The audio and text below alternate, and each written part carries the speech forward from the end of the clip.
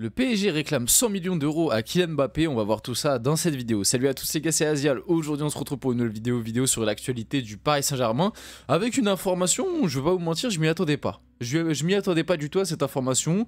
On arrive proche de cette fameuse finale de Ligue des Champions côté PSG. Je pense qu'on l'attend. Là, ça commence à se rapprocher, les gars. Dans un peu plus de 2 semaines, on y est. Ça va être un moment historique si ça se passe bien, bien évidemment. Après, ce sera dans tous les cas historique, hein, même si ça se passe mal. Mais on espère que ça va bien se passer. On y croit, on va dans pas très longtemps je pense commencer vraiment à faire des vidéos un petit peu entre guillemets analyse par rapport à la confrontation face à l'Inter, qu'est-ce qu'on peut attendre de ce PSG en finale, quels seront les points forts, les points faibles des deux équipes, bref. Je pense qu'on va avoir du contenu sympa qui va arriver dans les prochains jours, prochaines semaines. Pas que chez moi d'ailleurs, hein, je pense un petit peu globalement partout.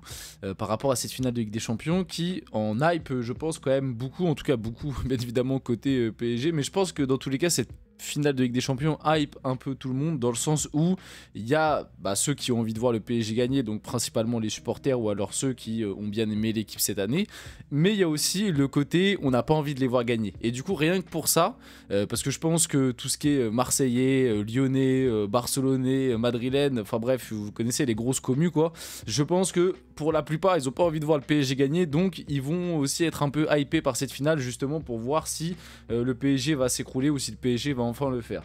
Donc on va parler de tout ça dans cette vidéo, mais l'actualité principale bien évidemment c'est encore une fois le cas Mbappé. Bah oui, parce que cette saison, encore une fois, le PSG extra sportivement n'a eu quasiment aucune, on va dire, polémique. Il y a eu quasiment aucune histoire extra sportive cette saison du côté du PSG, sauf encore une fois, malgré qu'il soit plus là, le bon vieux Kylian Mbappé, avec, on s'en rappelle, la fameuse histoire des 55 millions, où il y a même eu, si je ne me trompe pas, il n'y a pas si longtemps que ça, les comptes du PSG qui ont été saisis.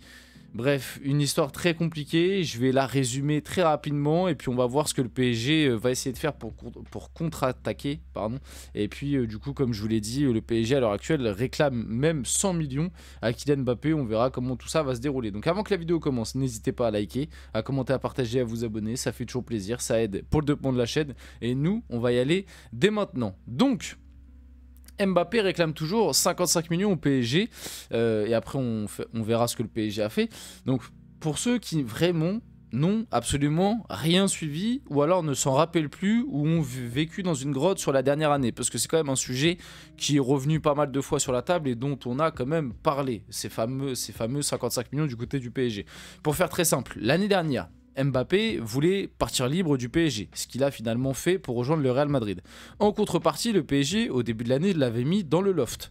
Ce que Mbappé a fait pour sortir du loft, du coup, même pas l'été dernier, c'était été 2023. On se rappelle, été 2023, Mbappé a été placé au loft parce qu'en gros, il a dit au PSG qu'il n'allait pas prolonger, qu'il allait partir libre. Ce que le PSG n'a pas accepté. On va dire de manière un peu logique quand même par rapport aux sommes qui ont été investies, tu pouvais t'attendre à ce qu'au moins le PSG récupère une petite somme en partant. Du coup, ce que Mbappé a promis au PSG pour sortir du loft et pour jouer cette fameuse dernière saison au PSG, c'est de lâcher à hauteur d'à peu près, de base, il me semble ça parlait de 70 millions, mais au final c'est tombé à 55, de lâcher à peu près 55 millions de primes. Mais je crois même de base c'était 70 qu'il avait promis, mais bref. Du coup, le PSG a accepté, le PSG l'a sorti du loft, la saison s'est passée, sauf qu'arrivé mois de mars, mois d'avril, le PSG s'est rendu compte que Mbappé n'avait pas lâché ses primes et qu'il les avait touchées. Donc ce qu'a fait le PSG sur les 2-3 derniers mois, c'est qu'ils n'ont pas payé le salaire d'Mbappé, plus ils lui ont retiré une prime qui devait lui payer, ce qui du coup correspond à hauteur de 55 millions d'euros. Du coup, en contrepartie, Mbappé a attaqué en justice le PSG à partir du moment où il est parti, et du coup c'est cette histoire qui se déroule depuis à peu près un an. Alors bon, c'est toujours le même débat, c'est qui a raison, qui a tort. Dans un sens, tu peux te dire que le PSG s'est fait un petit peu avoir par Mbappé. Dans l'autre sens, tu peux te dire que Mbappé, il est totalement dans son droit et qu'il n'a rien signé de manière officielle. Il leur a juste promis. Et ça, comme j'ai toujours dit, le PSG a fait absolument n'importe quoi. T'es avec un joueur. T'es en discussion avec un joueur avec qui tu sais ça se passe très très mal. Tu sais que le gars il veut partir et tu sais que le gars entre guillemets il veut te la mettre à l'envers et toi tu fais un gentleman agreement où entre guillemets vous faites une promesse à l'oral. bah, bien évidemment que voilà, le joueur, s'il peut te la mettre, surtout qu'on parle quand même de 55 millions d'euros, bien évidemment qu'il va te la mettre. Donc c'est ce qui s'est passé, le PSG s'est fait avoir. Moi, comme je vous ai toujours dit, hein, dans cette histoire, encore une fois, le PSG est fautif. Et pourtant, certains vont dire que d'habitude je critique beaucoup Mbappé, mais pour moi dans cette histoire c'est le PSG qui est 100% fautif. J'en veux un peu à Mbappé malgré tout, parce que lui il nous vend cette fameuse histoire d'amour, le PSG, mon club de cœur, etc., etc. Alors qu'en réalité on sait très bien qu'il s'en fout. Hein, s'il est venu au PSG en 2017, c'est uniquement parce qu'il savait qu'il allait être titulaire, alors que s'il partait direct au Real, il ne l'aurait pas été. C'est uniquement pour ça. Et puis il vient de Bondy, voilà. Donc il y a une histoire qui s'est créée par rapport à ça, mais voilà, je pense que le PSG il s'en fout, honnêtement. Et d'ailleurs, ces dernières déclarations et ces derniers agissements par rapport à ces dernières années du côté du PSG, ou même cette saison, je pense nous l'ont quand même bien montré. Si certains supporters pensent encore que Mbappé il aime le PSG, au bout d'un moment, il faut ouvrir les yeux. Et je dis pas qu'il déteste le club, hein, mais il aime pas le club non plus.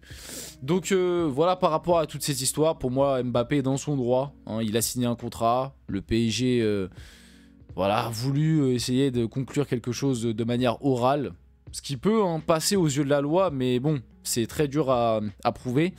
Donc voilà, par rapport à tout ça. Donc le PSG a répondu. La réponse du PSG, Mbappé doit 98 millions au club.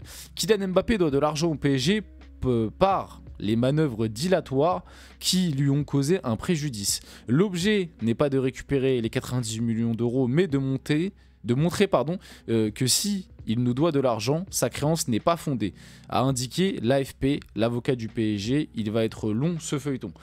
Je vais pas vous mentir, j'ai pas tout compris. En gros, de ce que j'ai compris, c'est que le PSG va en contrepartie par rapport à la saisie des comptes du club, par rapport aux 55 millions réclamés par Mbappé, le PSG en contrepartie va réclamer une somme plus importante, entre guillemets, pour aussi montrer que Mbappé, il y a des trucs aussi qu'il a mal fait par rapport au PSG, notamment par rapport à cette fameuse promesse où il avait même promis dans les médias, on se rappelle, il avait fait une interview où en gros il avait expliqué qu'il avait trouvé un accord avec le club pour que tous les partis ne soient pas lésés, sauf que là du coup dans ce cas-là le PSG est lésé puisque le PSG récupère 0, en plus ils se font attaquer en justice et en plus du coup ils se font saisir leur compte et du coup je crois que le PSG veut contre-attaquer par rapport à ça et montrer que en gros la créance d'Mbappé n'est pas fondée et que Mbappé c'est plus lui qui doit de l'argent au club que l'inverse.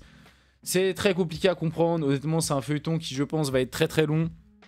Surtout qu'à des moments, on connaît un peu la justice française qui prend son temps, prend le temps de tout bien analyser. Et puis des fois, tu as des dossiers tu as des accusations, des dossiers, etc. qui sont déclenchés en 2010 et qui sont terminés en 2025. Donc je pense qu'on va avoir le temps. Il y a même moyen que cette histoire se finisse à la fin de la carrière d'Mbappé. Hein. Il y a fort moyen.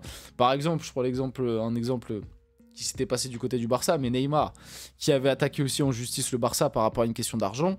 Il me semble que le truc, Neymar les a attaqués en justice, si je ne me trompe pas, en 2016 ou 2017.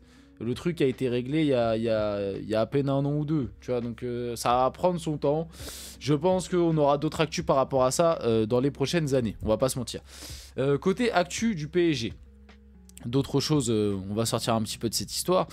Officiel, Achraf Hakimi remporte le prix Marc-Vivien Foé 2025. Il devient le premier joueur de l'histoire du PSG à remporter le prix du meilleur joueur africain de Ligue 1. On s'en rappelle, on l'avait vu très récemment dans d'autres vidéos actu du PSG. Hakimi était le favori. Hakimi a logiquement du coup remporté ce trophée. Même moi, je vous expliquais que j'étais très surpris d'apprendre qu'Hakimi ne l'avait jamais remporté. Voilà, parce que j'avoue que pour moi, déjà l'année dernière, Hakimi avait fait une très bonne saison du côté du PSG. Alors elle était largement moins bonne que cette année, mais il avait déjà fait une bonne saison l'année dernière du côté du PSG, donc j'avais été assez surpris de savoir qu'il ne l'avait jamais eu. Côté PSG, il y a eu 3 jours de repos pour tout le groupe. Voilà, Luis Enrique a indiqué à son effectif que le retour à l'entraînement se ferait mercredi, donc demain. Et du coup, ils ont eu dimanche, lundi, mardi. Enfin, ils vont avoir mardi. Bref, ces 3 jours-là de repos pour tout le groupe. Je pense que ça peut faire du bien. Attention quand même. Bon, après, je vais pas donner de conseils à Luis Enrique puisqu'il nous a prouvé cette saison qu'en termes de gestion, c'était très très fort. Mais attention quand même à ne pas trop se relâcher, à ne pas avoir trop de jours de repos. Parce que tu as quand même 2 finales qui arrivent. Et il y en a surtout une sur les deux qui est très importante. Mais bon, comme on l'a vu au trophée UNFP, Dembélé et le reste du groupe ont l'air quand même bien focus par rapport à ça. D'ailleurs, par rapport à la finale de Ligue des Champions, on connaît l'arbitre, ce sera Kovac, voilà, qui arbitrera, enfin je pense que ça se dit je sais plus comment ça se dit honnêtement. Mais bref, de toute façon, moi niveau arbitre en Ligue des Champions, je vous dis la vérité, j'ai l'impression qu'à chaque fois, il y a des mauvais souvenirs avec le PSG. Donc moi, je suis plus attention par rapport à ça, parce que j'ai l'impression qu'à chaque fois qu'il y a un arbitre qui est désigné dans nos matchs de Ligue des Champions, à chaque fois, je vois « Oh, le pire arbitre, oh, on est traumatisé par lui, etc. » Parce qu'en fait, j'ai l'impression que tous les arbitres qui nous ont arbitré en Ligue des Champions, à chaque fois, il y a eu des petites dingueries. Mais bref, du coup, ce sera lui l'arbitre de la finale pour PSG Inter. Et pour finir la vidéo, Luis Enrique avait déclaré avant le Classico qu'il voyait le Barça s'imposer 3-0. Bon, il n'y a pas eu 3-0, mais sur la qualité de jeu, on a vu la fameuse différence et le fameux facile. On finit la vidéo là-dessus. J'espère que cette vidéo vous a plu. Si c'est le cas, n'hésitez pas à liker, commenter, partager et vous abonner. Les gars, c'était Azial. On se retrouve très rapidement pour une prochaine vidéo.